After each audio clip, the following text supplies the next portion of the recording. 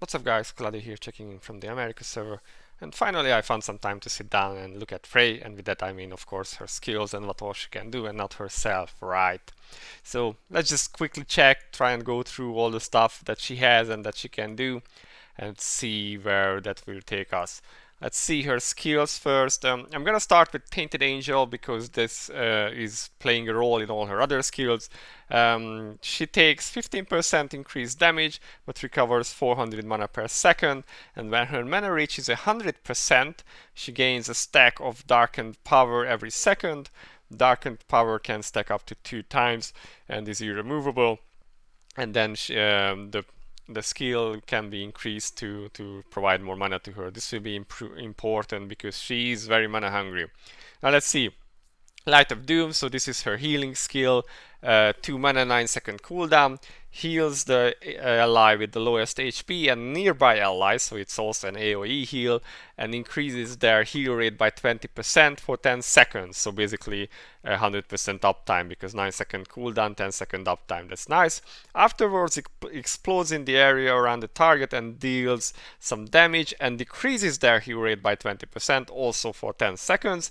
When you have a stack of Darkened Power, then this will also dispel all effects from in range from all your enemies, and that's quite nice. This will of course use up one of your Darkened Powers, and then the skill can be upgraded to do more healing and more damage, so not too bad. Blessing of Doom, now this is Frey's signature skill, the shield. 3 mana, so an increase from the original Frey, and 17-second cooldown.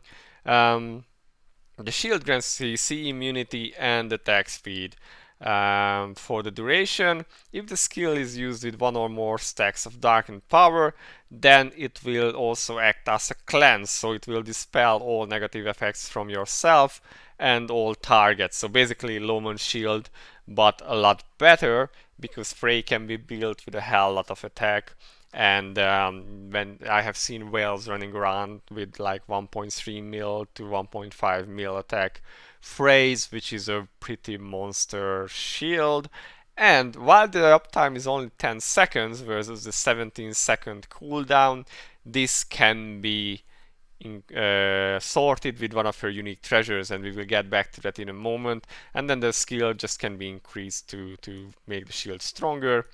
Now going to her skill 3, this is like a 20 hit attack that deals damage on each hit and increases the target's damage taken by 10% for 20 seconds, so almost the complete cooldown of the skill. So 20-second uptime, 22-second cooldown. That's pretty good. When she's using this, she gains 500 additional depth penetration, so she does more damage with it. If you wanted to use her as a DPS, which is possible. If you have Darkened Power, then every single hit will also inflict a 0.5 second stun, and also the damage boost effect can stack up to a maximum of 5 times, which is nice because that makes it 50% damage boost from this skill, provided it's hitting the same target or the same targets. You have 20 hits, so stacking it to 5 times shouldn't be too hard, but this kind of depends on positioning and how many enemies you have. But all in all, it's not really a bad thing. So she can buff for up to 50% damage just from this one skill. That's pretty nice.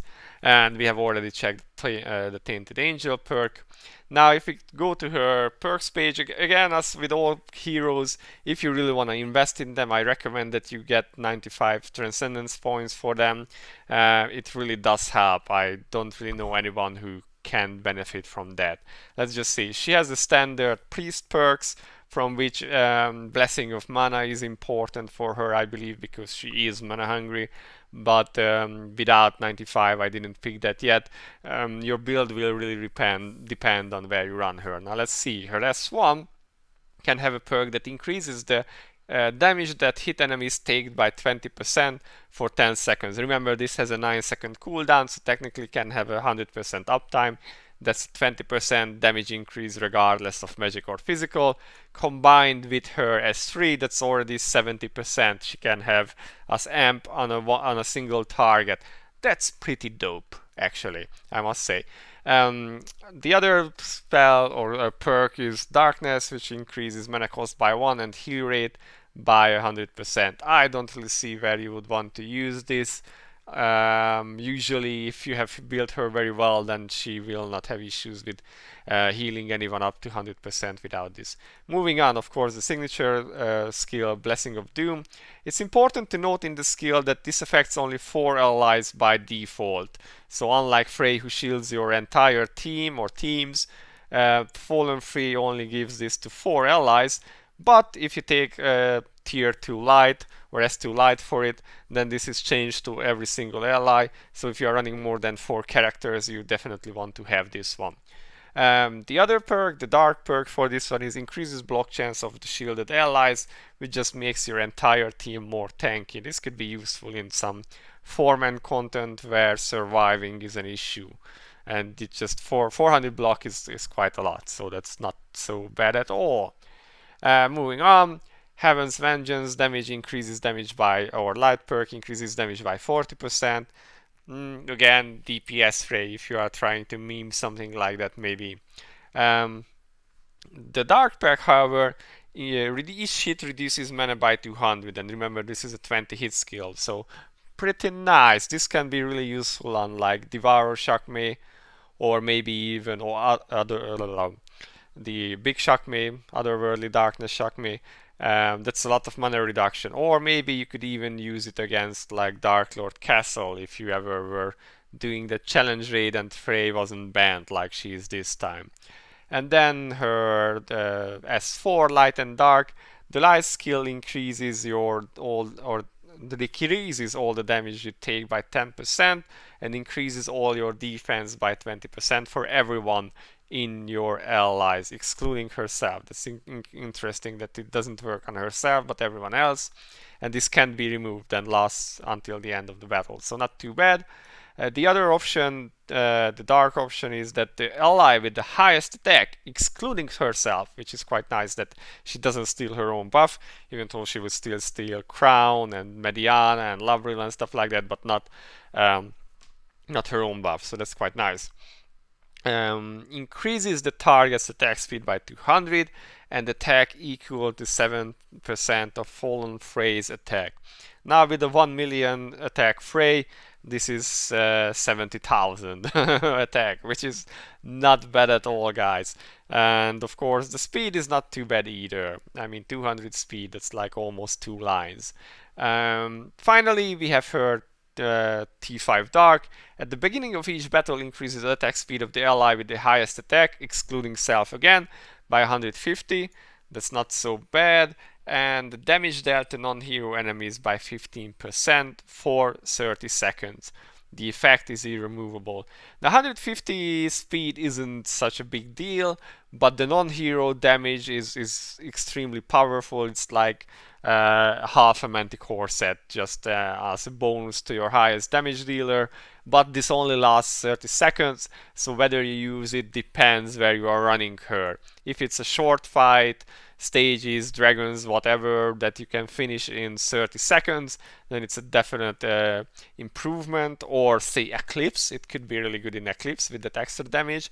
But for like world bosses or guild conquest, it's kinda not, it's not really worth it. So yeah, it depends on where you are running her. If you aren't using either of these, then of course the Blessing of Mana is a good choice because she doesn't need a lot of mana. Or you can go with Fallen Frey Light, which increases her attack, her defense, her HP and crit chance.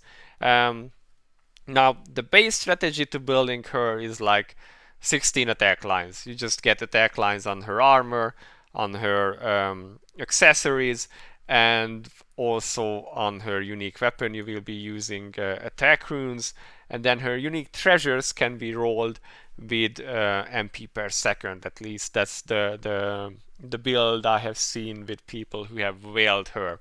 Now let's just check what her unique weapon does. Of course, you would put attack runes in this one as well. Upon using a skill, so whenever she casts something, heals HP of 2 allies with the highest attack equal to 140% of Fallen Frey's attack, and increases death penetration by 200 for 7 seconds. That's not too bad. If this ally is or it says if Dark Lord Castle is an ally, so it seems like whenever he's in party, increases his attack speed by 200. And if we just quickly check how this scales, we can see that the attack, which influences how much she heals, goes up by the stars. The death penetration goes up by all the way to 500, and the speed bonus to Castle, Dark Lord Castle, can go up to 500 as well. So scales pretty well. It doesn't give extreme bonuses, but 500 death penetration is nothing to scoff at. If you think about it, that now she is giving massive amounts of amp, she is giving speed bonuses, non-hero damage, and death penetration in a single character. Plus, when you build her high enough, she can have an unbreakable shield essentially with 100% uptime. Now, why is the shield unbreakable or 100% uptime? Let's just quickly go to the index and see what we have. So unique treasures, priests, let's see, this is her S3, Heaven's Vengeance, increases the damage and gains CC immunity when she is casting. So this is for her S3, can be 50% more. So I guess if you wanted to build a DPS Frey or like meme with her in arena, this could be interesting, like killing stuff with Frey. I mean, 8-20 Frey can probably pull it off. Now, most likely her most interesting unique treasure is for S2, of course, for her shield. Increases the duration of shield by 3 seconds and attack of targets by 30% for the duration of the shield, which means that now her, on a base unique treasure, her 10-second uptime is increased to 13 seconds. Remember, the cooldown is 17 seconds. And as you can see, this number goes up with stars all the way to 4, where it becomes 17 seconds uptime for the shield, so 10 base plus 7, and 17 seconds of cooldown. And of course, if you add one more star, then the uptime is increased to 18 seconds, which is of course 1 second more than the actual cooldown. Means that you can technically have 100% uptime on the shield with a 30% attack bonus. Now, of course, the shield can be dispelled with bosses that do that, or enemies that do that, and it can be broken through with damage. But if you have a very well built Frey with a lot of attack, as I have mentioned before, then this will not be happening all that often. Frey shield could be a massive pain in or a massive blessing, depending on how you look at it, in so many contents. And if you build her all the way, then this shield just makes life so much simpler. We have actually tested this even in Guild Conquest, and it's just so much fun. Now let's see, this is for her S1. Increases the heal rate and damage of her S1 by 20% and makes both the healing rate boost and the healing debuff irremovable. And this goes up all the way to 50. So I'm not really sure where I would use, whether this is, it could be a PvP thing against wall decks, or it could be like maybe in Shakme or like Trial of Flow, where you want healing reduction. For Flow maybe, but then again, maybe you would want to have a better shield there anyway. Random invite from guildies. Okay, now let's see, her final unique treasure is for the unique treasure 4, and I've also seen people build this one because it's quite interesting. Increases her own mana per second by 50%. Now this is only for herself, and increases the attack of all allies by 20%. If the target is Dark Lord Castle, then the attack boost effect multiplies by 3. Now they say multiplies by 3, but this is usually means that it is 3 times, so 20% goes to 60%, so not to 80. But Vespa usually has some weird wording on these things. I personally would pick Unique Treasure 2 because the shield is just so good, but in some content where you might not want a longer uptime, or if it gets dispelled anyway, then maybe this is better. 20% attack to all allies is not so bad. But of course the shield gives 30 by default, even with the base unique treasure, so that's quite nice in itself. So as a first choice, I would definitely go with her unique treasure 2. And if you are wailing super hard, then maybe also pick up this one. Now let's just check her soul weapon. I actually do not have it yet, so we shall rely on the information provided by Vespa. So Fallen Frey soul weapon, Angel of Despair Rosmerta, can be activated after 20 seconds, summons the soul for 10 seconds, is increasing the damage of Heaven's Vengeance, so S3 by 50%. Interesting. And bestows Angel's Despair to all enemies, reducing their attack by 25%. So that's a pretty big attack reduction. But not for too long, really. Afterward, delivers Judgment of the Fallen Angel to a random enemy and nearby enemies, dealing magic damage every hit and reducing attack speed by 100% for 10 seconds. The attack speed reduction effect can be stacked up to maximum 5 times. So does damage, reduces attack speed at random enemies, and the attack speed reduction goes up to all the way to 500 attack speed. That's quite strong actually. So attack reduction, attack speed reduction, and some damage, plus her S3 does more damage. Yeah, that's pretty loaded. Advancement phase 1, activation requirement reduced by 4 seconds, so 16 seconds, and the attack reduction goes up all the way to 40%. Like, wowie, that's so good, because nowadays, like stuff like Shock Me, for instance, that ignores your defense. The only real way is to have physical reduction, for instance, or attack reduction. So 40% is quite a lot. Very, very useful in quite a few contents. Definitely good thing.